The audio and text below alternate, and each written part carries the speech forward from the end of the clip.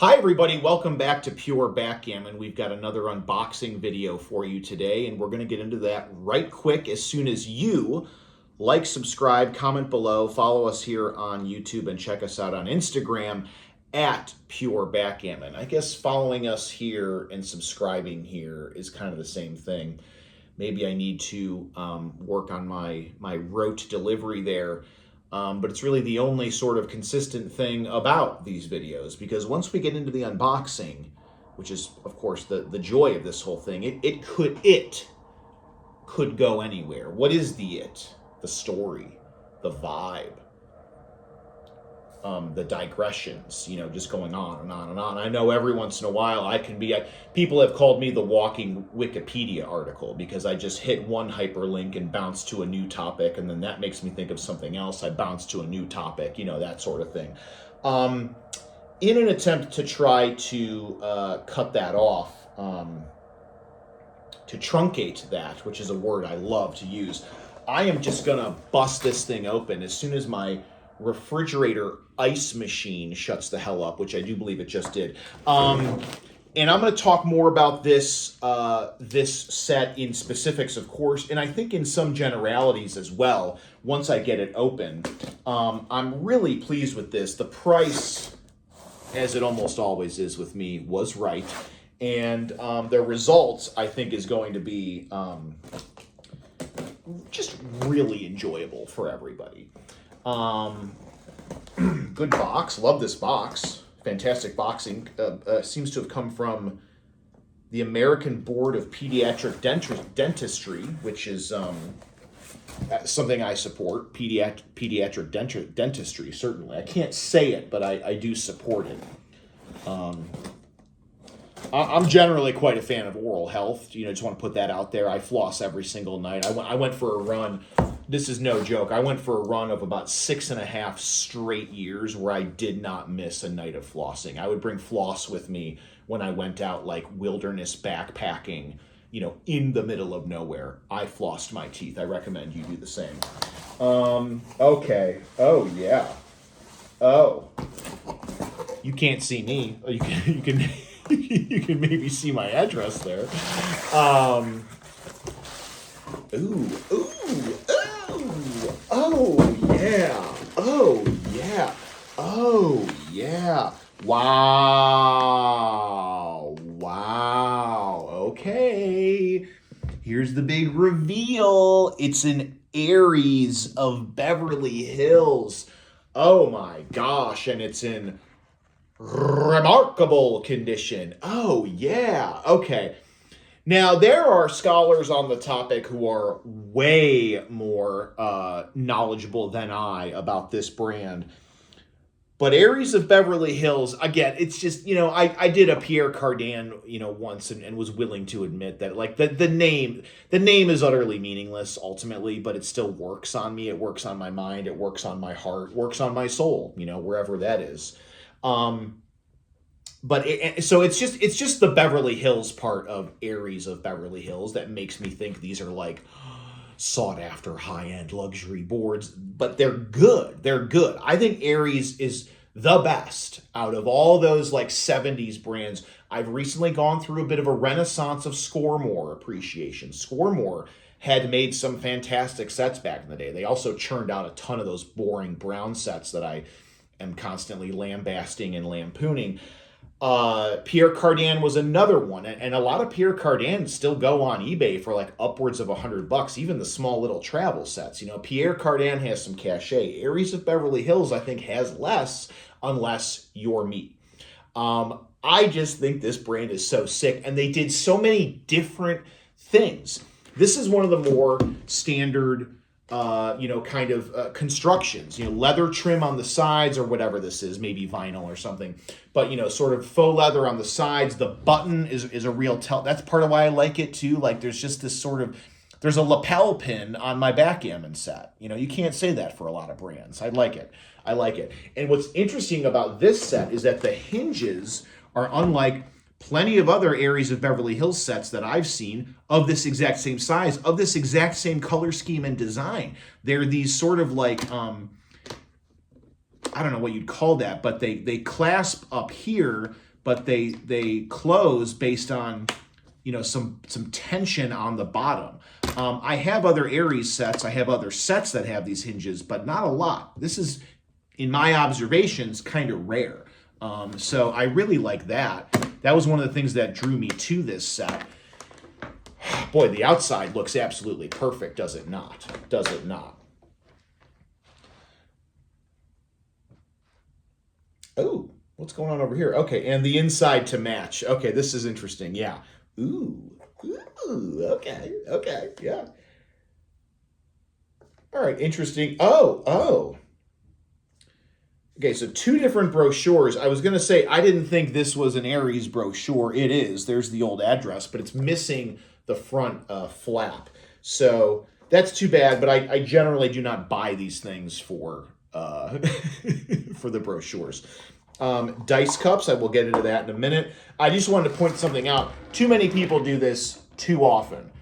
They jam the pieces in here. Look how much space there is here. Who would make a backgammon set like this where there's all the pieces jammed in here and that much gap, that much space? Who would do that? Well, nobody would do that, because the way these pieces are supposed to be stored, I believe, boy, I better be right about this or else I'm going to look like a fool, is like this.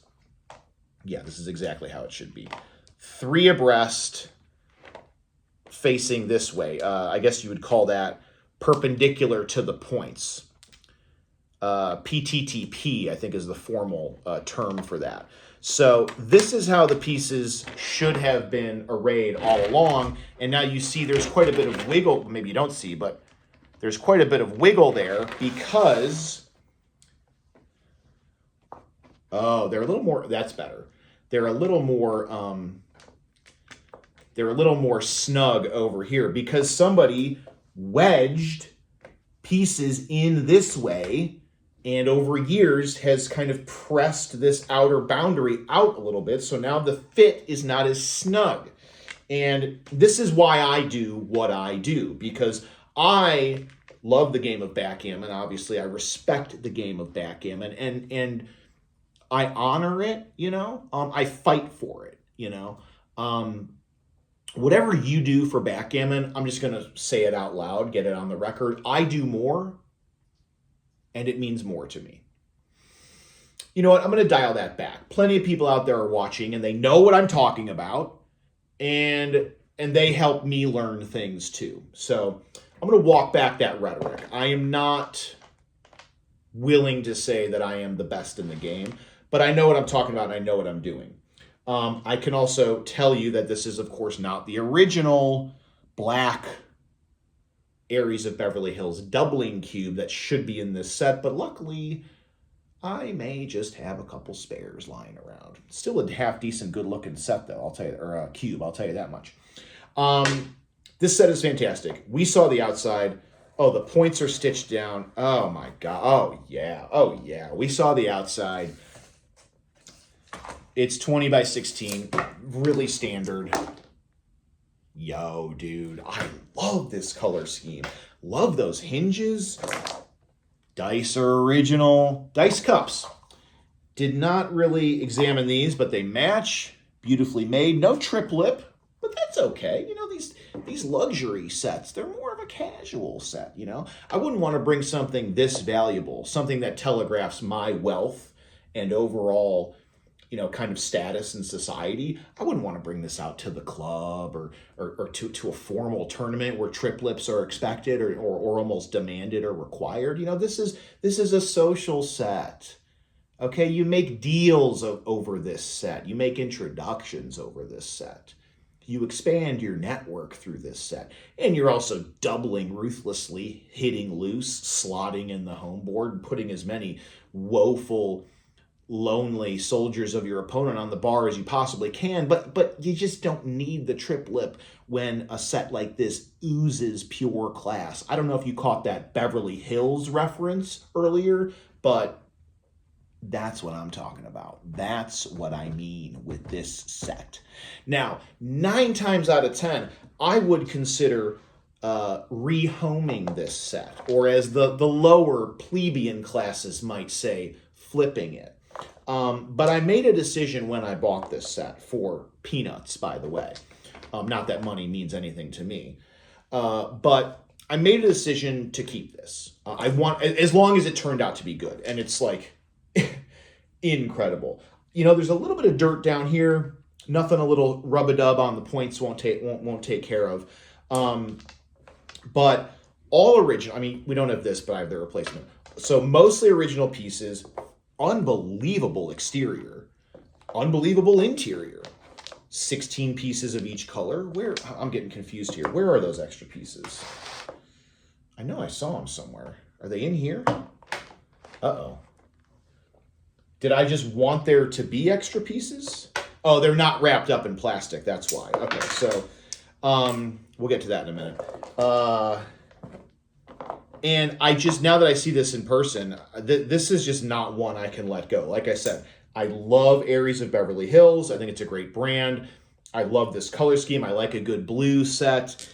Cannot tell a lie. I probably own a few blue sets similar to this already, but I like it. It's also a mid-size. I'm kind of done collecting mid-size, but maybe I'm getting into like an Aries era, if you will, where I just kind of go after Aries sets. Maybe. I mean, I wouldn't say it out loud if I wasn't already halfway into it, right? Anyway, let's play this out a little bit just to see how this board plays, because a board can look good, feel good, smell good.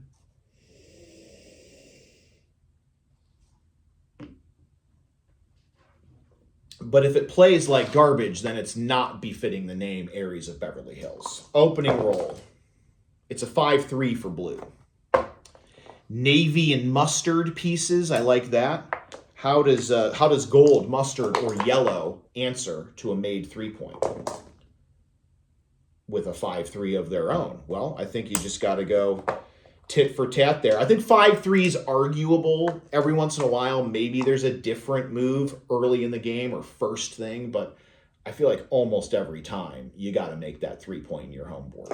So we are exactly the same after one roll. 6-3 for blue. This is interesting. This is where my naivete and my noviceness come into play a little bit. I'm going to split that back piece and bring down a builder here to the, what is that, the 10-point? Yeah, I don't know about that. But with 3 points here, there's a little bit of defense against mustard. Let's see what happens. It's a 6-3. It's exactly what mustard needed. So they hit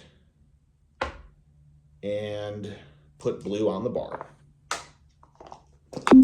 9s, dude, 9. There's something about the number 9. Whenever I do something like that, I think to myself, okay, and then I could put a guy in the bar and be like, okay, the only thing he can get me with is a 5-4. He'll get it.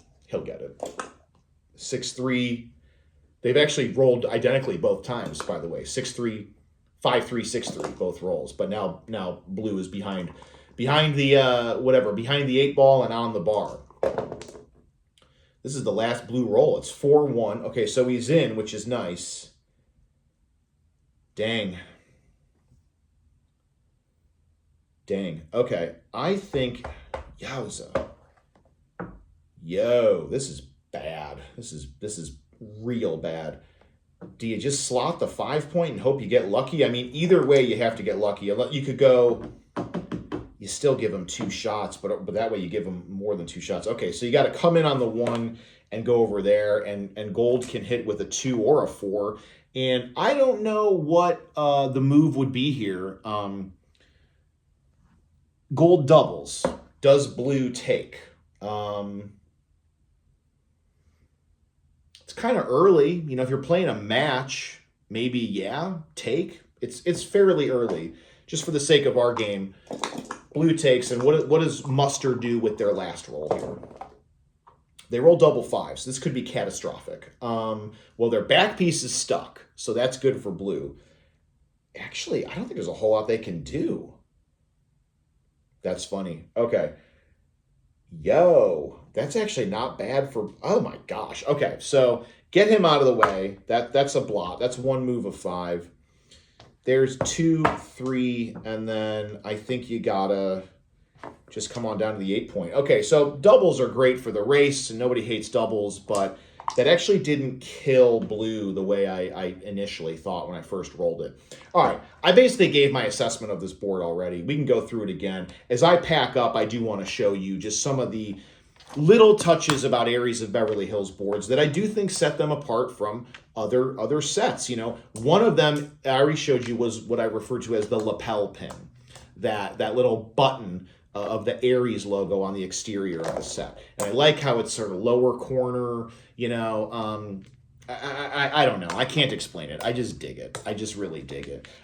This is incredible. It's sort of like a flannel cloth with, you know, probably some sort of vinyl or fake leather points, but it's in remarkable condition. Love the color scheme. I wonder if this hasn't maybe aged a little bit. You know, maybe the yellow was a little, or the white for that matter, the cream was a little brighter, you know, way back in the day.